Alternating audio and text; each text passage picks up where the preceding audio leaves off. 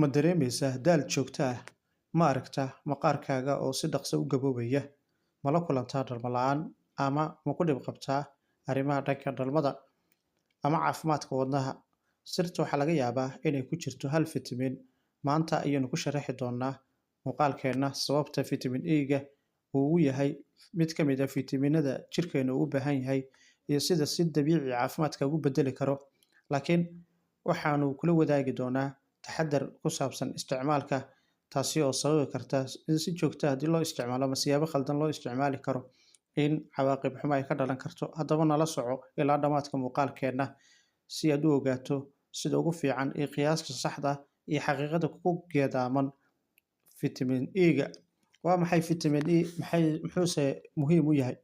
Fitamiin E-ga waa waxa loo yaqaano fat soluble vitamin ama fitamiin dufan ku milman oo jirka lagu kaydiyo. Ma ahan walax keliya balse waa koox badan oo ka kooban 8 antioxidant oo ay ku jiraan maadooyinka sida tocopherols iyo tocotrienols. Nooca ugu firfircoon ee bini'aadamka waa alpha tocopherols. Haddaba fitamiin E-ga ma aha sida fitamiinada biyaha ku milma oo si fudud uga baxa jirka, balse waxa uu ku sii nagaadaa muddo dheer, taasi oo faa'iidooyinkiisa iyo khasaarihiisaba ka dhigaysa kuwo xooggan. Wuxuu door muhiim ah ka ciyaaraa ilaalinta unugyada, xoojinta difaaca jirka, caafimaadka maqaarka iyo xubnaha kale. Sidoo kale waxa uu yareeyaa maadooyinka inta badan ka qayb qaato in jirka waxyeeladiisa ay xoogganaato. Oxidative waxa loo yaqaano waxay ka hortagtaa waxyeelada sababa gabowga degdega, cudurrada daba dheeraada, stresska iyo dhibaatooyin kala geddisan ee qofka uu la kulmi karo. Sidoo kale wuxuu gacan ka geystaa caafimaadka wadnaha. Fitamiin E wuxuu ka ilaaliyaa jirka kolestaroolka, in sidoo kale jirka uu xidhmo halbowlayaasha. Waxa uu hagaajiyaa dhiigga, cadaadiska dhiigga ayuu kala furfuraa, wuxuuna yareeyaa khatarta wadne qabadka, stroke iyo sidoo kale heart attack wax loo yaqaano wadne istaagga.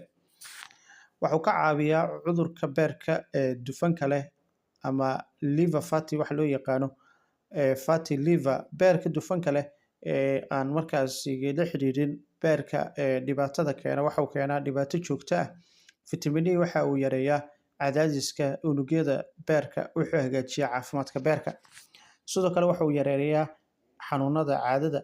Fitamiin E waxa uu yareeyaa xanuunka caadada isagoo dhimaya maadooyinka markaasi ka qayb qaato in xanuuno tiro badan ay kala kulmaan haweenka. Caado xanuunka iyo caado wareerka sida xanuunka joogtada waxa uu hagaajiyaa wareegga dhiigga iyo dheelitirka hormoonnada. Sidoo kale waxa uu hagaajiyaa maqaarka iyo timaha. Waxaa loo yaqaanaa fitamiin E-ga maqaarka waxa uu kordhiyaa collagen-ka maqaarka, ayuu adkeeyaa oo uu ka dhigaa mid dhalinyaro oo dhalaalayo. Waxa uu timaha ka caawiyaa xoog, qoyaan iyo sidoo kale koritaan joogto ah. Tayada timaha ayuu nooleeyaa. Waxa uu sidoo kale xoojiyaa shaqada maskaxda iyo xasuusta oo dib u soo celiyo. Fitamiin E waxa uu ilaaliyaa unugyada maskaxda, waxa uu ka qayb qaataa kobaca maskaxda iyo habfikirka qofka. Waxa uu ka caawiyaa xasuusta iyo sidoo kale dhanka aqoonta iyo waxbarashada ayuu ka qayb qaataa. Waxaana uu yareeyaa halista cudurrada kala geddisan ee markaasi xasuusta wax u dhima.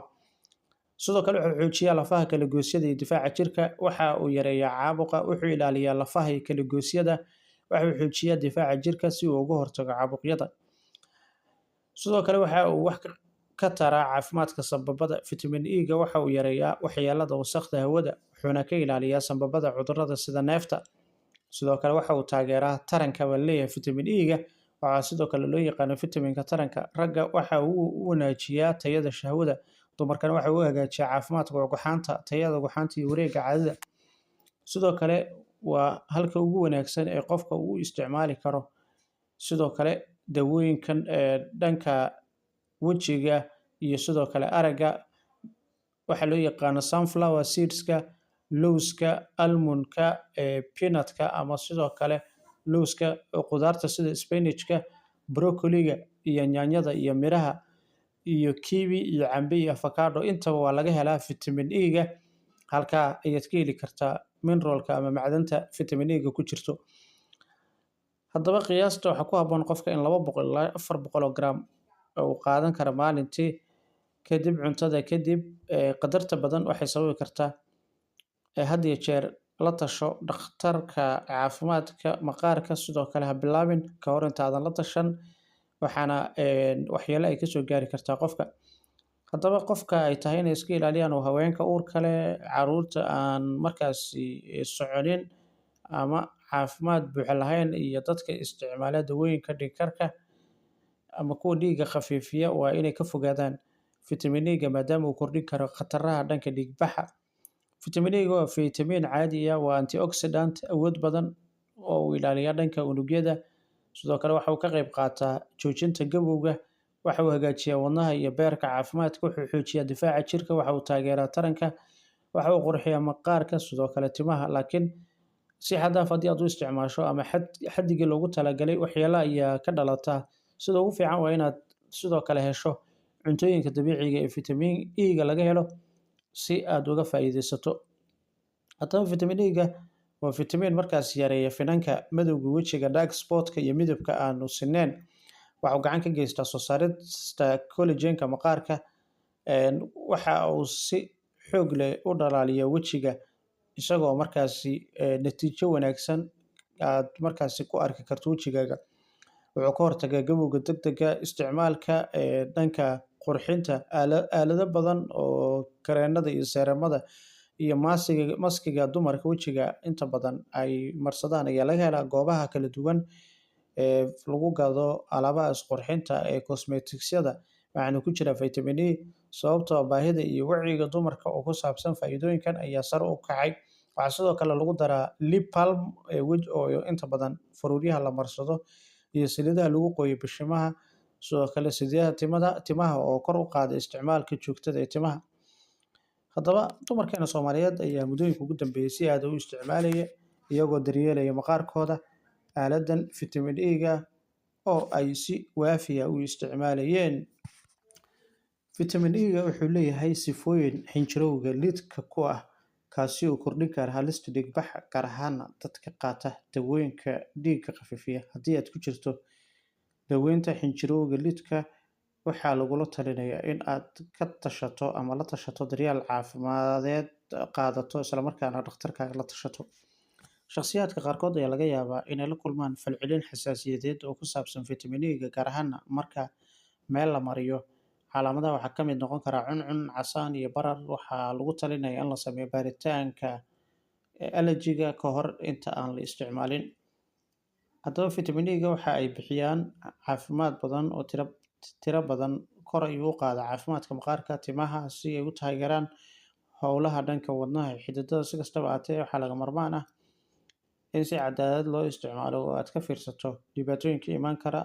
Marka aad ku darto Vitamin A-ga habkaaga maalinlaha ah, waxaad ka faa'iidaysan kartaa sifooyinka kala gedisan ee xoogga leh, waxayna kor u qaadi kartaa fayoobida qofka. Vitamin A-ga waa nafaqo badan oo leh faa'iidooyin caafimaad oo muhiim ah. Haddii aad rajeynayso inaad hagaajiso maqaarkaaga, kor u qaaddo habka difaacaaga, ama aad xoojiso caafimaadkaaga wadnaha, kabsalooyinka Vitamin A-ga waxay noqon karaan wax qiimo leh oo dheeraad ah, caafimaadkaagana ayuu xoojiyaa. Haddaba qaybo badan ayaynu kaga hadalnay Vitamin A-ga. Astaamahan waxay ka caawin karaan yareynta cadaadiska, waxyeellada, ka hortagga dhaawacyada unugyada, gabowga. Baaris markaasi ku saabsan dhanka kansarka ugxan-sidaha badanaa waxay dhacdaa xilli dambe. Faa'iidooyin kala gedsan ayuu leeyahay oo ka hortaga marxaladaha, maxaa yeelay heerarka hore ee kansarka marar dhif ah ma keenaan astaamo. Inta lagu guda jiro marxaladaha dambe ee kansarka ayaa laga yaabaa in dhibaatooyin ay keenaan. Hase ahaatee, Vitamin A-ga aad ayuu markaasi u wanaagsan yahay. Inta ayaan kusoo gabagabeynaya muuqaalkan. La wadaag asxaabtaada, subscribe inoo saar. Sidoo kale muuqaalkan muuqaalkiisa xigeenteenu kulmayno, fadlan xooji oo geeji qaybta subscribe.